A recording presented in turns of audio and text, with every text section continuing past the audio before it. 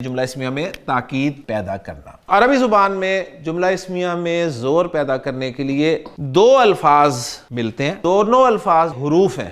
حروف جمع ہے حرف کی، اور حرف سے مراد کلمہ کی قسم ہے۔ کلمہ کیا ہے؟ بامعنی لفظ ہے۔ پہلا حرف ہے جی لام، یہ بھی حرف ہے، جملہ اسمیہ کے شروع میں اسے لے کر آئیں گے، اس سے زور پیدا ہو جائے گا۔ اس کا نام پھر ہم نے رکھ دیا لام تاکید۔ لام تاکید پر ہمیشہ زبر آتی ہے، چاہے یہ ناؤنز کے ساتھ استعمال ہو، چاہے یہ پروناؤنز کے ساتھ استعمال ہو۔ دوسری بات، نہ تو لام تعریف اسم کے اعراب کو بدلتا تھا، اور نہ ہی لام تاکید اسم کے اعراب کو بدلے گا۔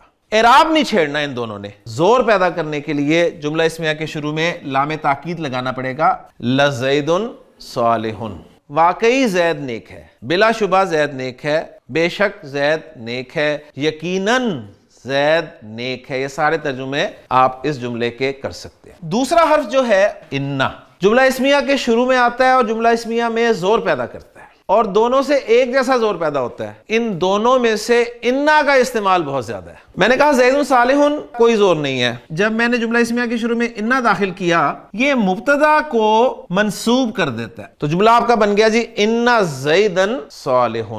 خبر کو کچھ نہیں کہتا، یہ جملے پر قابو بھی پا لیا۔ اس نے کہا کہ اب یہ زید جو ہے نا، اب یہ مبتدا شبتدا کوئی نہیں ہے، تو گرامر کی اصطلاح میں اس کو اب انا کا اسم کہا جاتا ہے۔ خبر کو بھی یہ اپنی خبر بنا لیتا ہے اور کہتا ہے کہ یہ میری خبر ہے، تو گویا صالح کو اب ہم کہیں گے انا کی خبر۔ الولد صالح، لڑکا نیک ہے۔ لام کو ہم نہیں کر رہے کیونکہ جس کا اثر ہے اس کو ہی دیکھتے ہیں۔ انا میں داخل کر رہا ہوں، الولد کو الولدہ کر دے گا، ان الولد صالح، الولدانی صالحانی، دو لڑکے نیک ہیں۔ انا داخل کیا جی، الولدانی کیا ہو جائے گا؟ ولدینی، ماشاءاللہ، ان الولدینی صالحانی۔ المسلمون صادقون، مسلمان سچے ہیں۔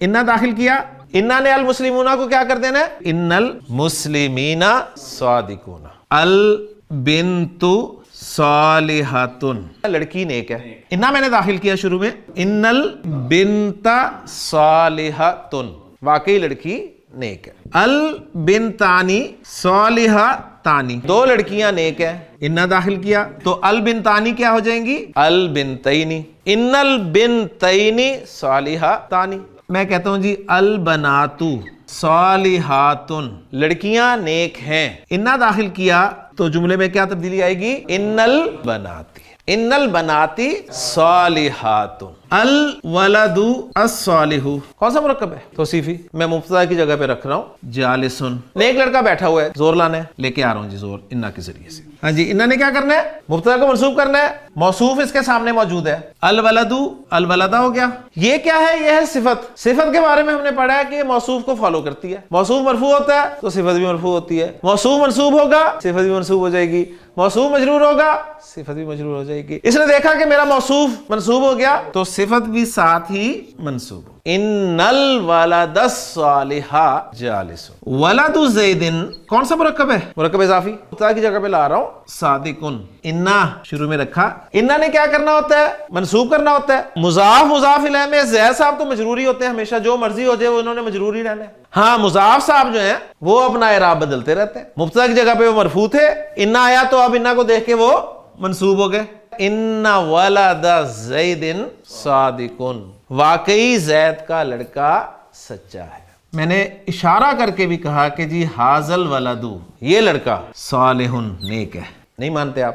مجھے زور لانا پڑے گا۔ انا جب میں اس کے شروع میں لے کے آیا تو حاذل ولد مرکب اشاری ہے نا، اس میں اشارہ کے بعد الف لام والا اسم نظر آئے تو وہ مرکب اشاری ہوتا ہے۔ اب انا نے کیا کیا؟ انا نے حاذا کو منصوب کیا، حاذا منصوب ہوا تو حاذا ہی رہا۔ مرکب اشاری میں اشارہ اور مشار الیہ دونوں کا اعراب سیم ہوتا ہے، تو جب انا آیا تو حاذا کا اعراب بدل گیا، منصوب ہو گیا، لیکن وہ منصوب ہمیں نظر نہیں آ رہا ہے منصوب۔ مشار الیہ وہ کیسے مرفوع رہے گا؟ وہ بھی منصوب ہوگا، لہذا الولد الولدہ بن جائے گا، تو جملہ بن گیا ان حاذا الولد صالح۔ میں نے کہا زید صالح، آپ نے کہا کوئی زور نہیں ہے، مجھے زور لانے کے لیے کہنا پڑا ان زیدن صالح۔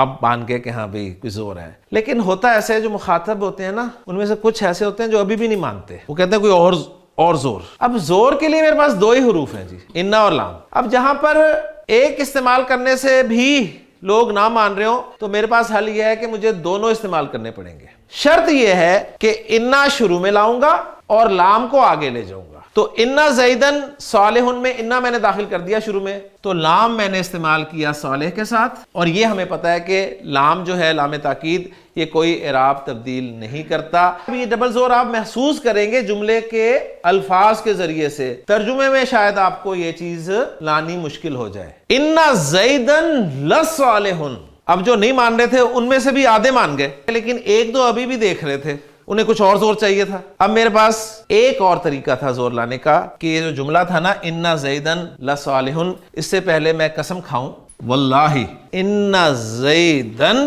لصالح۔ اب اس جملے میں آپ زور پہچان سکتے ہیں کتنے ہیں؟ 3۔ پہلے قسم کا زور، دوسرا انا کا زور، تیسرا لام کا زور۔ تھوڑا سا اور گہرائی سے دیکھتے نا، اس میں 4 زور ہیں۔ 3 آپ کو نظر آ گئے، میں نے کہا چوتھا زور آپ کو نظر نہیں آئے گا، وہ زور آپ نے محسوس کرنا ہے۔ ایک زور ہوتا ہے کہنے والے کا، کہ کہنے والا کون ہے۔ اگر استاد کہہ رہا ہے تو بے شک وہ زور والے الفاظ استعمال نہیں کر رہا، تو اس کی بات میں پھر بھی زور ہوتا ہے، کیونکہ جملہ میرا تھا یہ، تو اس اعتبار سے 4 زور ہوئے، ایک میرا، باقی 3 نظر آ رہے تھے۔ والعصر ان الانسان لفی خسر، پہلا زور کلام اللہ، لہٰذا اللہ نے پہلے تو قسم کھائی، کس کی قسم کھائی؟ زمانے کی، اور اللہ جب قسم کھاتا ہے تو بطور گواہ پیش کرتا ہے کہ زمانہ گواہ ہے۔ کس بات کی گواہی دے رہا ہے؟ جو میں بات آگے کرنے لگا ہوں اس بات کی گواہی زمانہ دے رہا ہے، کیونکہ زمانے نے دیکھا ہے ایسا ہوتے ہوئے۔ دوسرا زور انا کا اثر بھی دیکھ لیں، الانسانہ منصوب ہوا ہوا ہے۔ اگلا زور لام آ گیا، اور پھر ذرا مزید دیکھیں فی خسرن،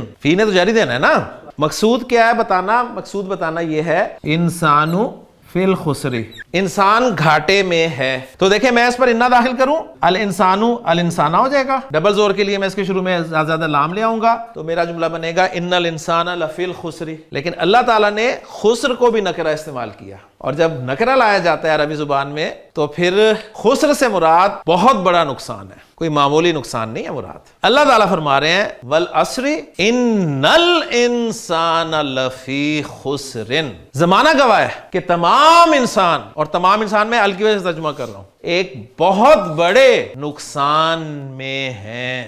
سبحانک اللہم و بحمدک اشہد ان لا الہ الا انت استغفرک و اتوب الیک۔